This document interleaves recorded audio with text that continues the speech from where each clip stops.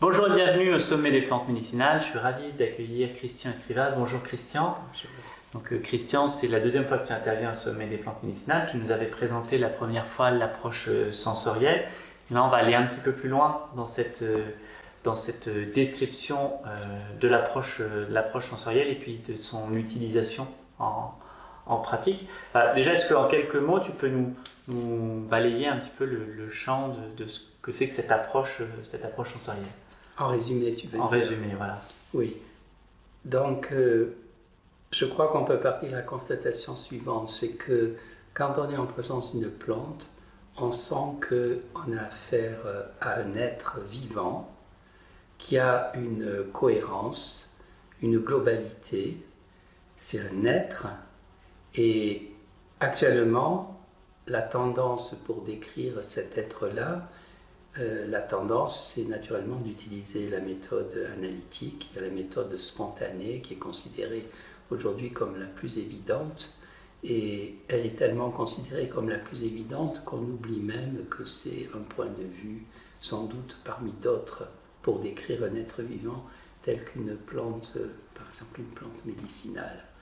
Donc l'approche sensorielle, c'est l'essai de trouver une autre voie pour décrire un être dont on sent qu'il a certes une complexité, il y a une complexité chimique, il y a une complexité dans les formes, mais en même temps on sent qu'il y a un certain plan d'organisation, il y a une architecture, il y a une globalité, une cohérence, il y a quelque chose qui guide et qui organise à la fois les formes, l'apparition des formes au cours de sa croissance, de son développement, et puis qui en même temps, on pourrait dire, pilote son chimisme. En fait, tu vas utiliser tes sens de façon plus poussée que dans la démarche analytique, où là, on va utiliser des éléments d'analyse, on va faire de la biochimie, on va regarder à la rigueur des tests physiques, voir les forces qui sont en jeu. Et toi, c'est plutôt les sens qui vont te servir à décrire la plante, à rentrer en contact avec la plante. Oui, et principalement le sens olfactif, mais ce n'est pas le seul.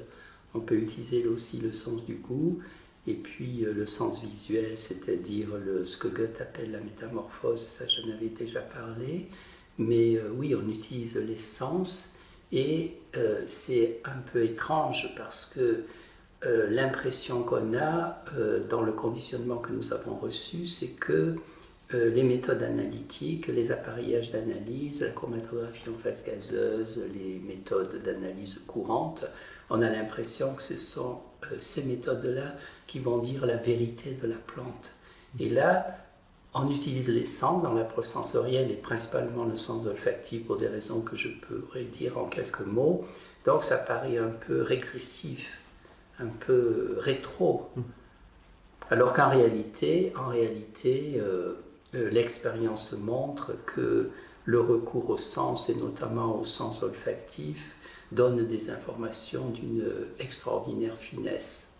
Et la raison, sans doute principale, on peut la comprendre assez facilement, c'est que quand je regarde une analyse d'une plante, et donc une série de composants, 100, 150, 200, 500, ou ça dépend de la finesse des appareillages d'analyse, je regarde finalement les briques constitutives, je regarde les morceaux, et je ne regarde pas ce qui est de l'ordre de ce que j'ai appelé l'organisation générale, où j'aime parler du génie de la plante en reprenant le terme des homéopathes qui parlaient du génie du remède, et on pourrait utiliser d'autres termes, et certaines personnes, quand elles entendent ce type de propos, disent « mais finalement, ce que vous recherchez, c'est l'âme de la plante, c'est l'esprit de la plante ».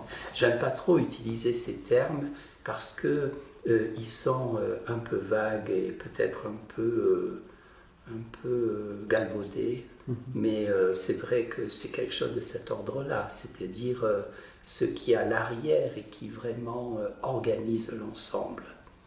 Et c'est cette saisie de l'organisation de l'ensemble où je devrais dire, parce que l'organisation de l'ensemble, on ne peut jamais la saisir complètement. Si on parle de l'être de la plante, par exemple, moi je préfère parler du génie de la plante, mais si on parle de l'être de la plante,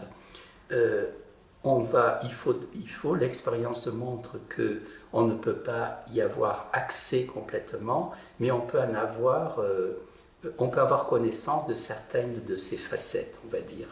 Et un peu paradoxalement, effectivement, c'est le recours au sens humain. C'est le recours au sens humain. Le recours au sens humain, pour un scientifique qui travaille dans le paradigme analytique, je ne vais pas dire qui roule dans la bonne ornière, mais dans le point de vue académique, effectivement, avoir recours au sens apparaît complètement délirant. Là, on a quand même un précédent important, c'est celui de l'énologie, l'étude des vins, le travail du sommelier. Il procède du sens gustatif et puis de la rétro-olfaction, bien sûr, il y a le phénomène de rétro-olfaction.